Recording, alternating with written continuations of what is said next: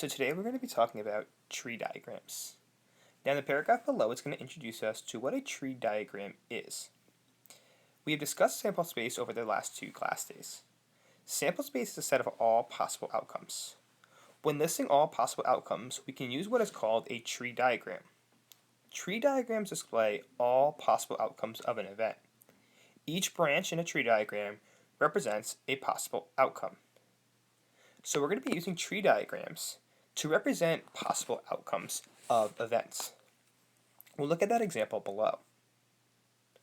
So in the example below, it's going to tell us to draw a tree diagram to represent the possible outcomes of flipping a coin twice. Now it's important to note here that we're asked to list all possible outcomes for flipping a coin twice. So we're going to be using a tree diagram to represent all possible outcomes. Now when I make my tree diagram, I'm going to start off and I'm going to put a dot, and above that dot I'm going to put first toss. And what that represents is I'm going to list the possible outcomes for the first toss. Well, there's 2 outcomes, heads or tails. So from this black dot, I'm going to draw a line. This is called a branch, and I'm going to put H for heads. And in the other direction, I'm going to draw a line, a branch, and put T for tails. There's 2 possible outcomes after the first toss, heads or tails. Now we're talking about 2 tosses, so above again, I'm going to put second toss to list the outcomes for the second toss. Well, if my first toss lands on heads, I have 2 possible outcomes. I could land on heads again, or I can land on tails. Now if my first toss landed on tails, I have 2 possible outcomes. I can land on heads, or I can land on tails. This would be the tree diagram to represent possible outcomes after 2 tosses. Now using this tree diagram, I can see all possible outcomes for 2 tosses. One possible outcome is we can go heads, heads. In other words, I can flip a coin first and land on heads. I can flip a coin again and land on heads the second time. Another possible outcome would be to flip a coin and land on heads first and tails second. So my first toss could be heads, my second toss could be tails. Another possible outcome would be to flip a coin and land on tails first and heads second. So I can land tails first, heads second. The third possible outcome would be to land on tails first and tails second.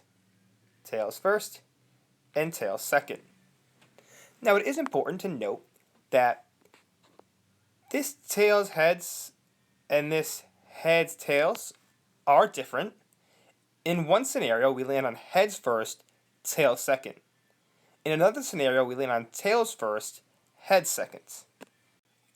So in the problem below, it's going to read, draw a tree diagram to represent the possible outcomes of spinning the spinner to the right twice. So we want to list all possible outcomes for spinning the spinner twice.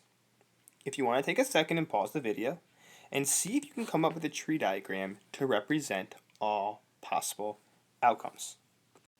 So after the first spin, there are 4 possible outcomes: yellow, green, blue, and red.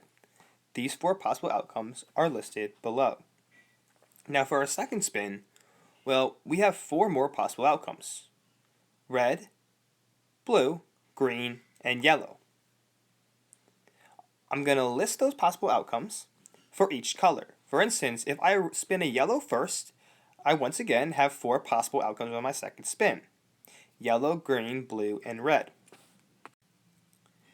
Similar idea for green, blue, and red. If I spin those first, once again I have 4 possible outcomes. We'll list those 4 possible outcomes for each of those colors: green, blue, and red. So all my outcomes are now listed. Now how many outcomes are there? Well, there's actually several outcomes, possible outcomes after 2 spins. If you want to take a second and think, what would all the possible outcomes be? There's 16 possible outcomes, and these outcomes are listed in that column to the right. So once again, 16 possible outcomes. The tree diagram helps us see all of these possible outcomes.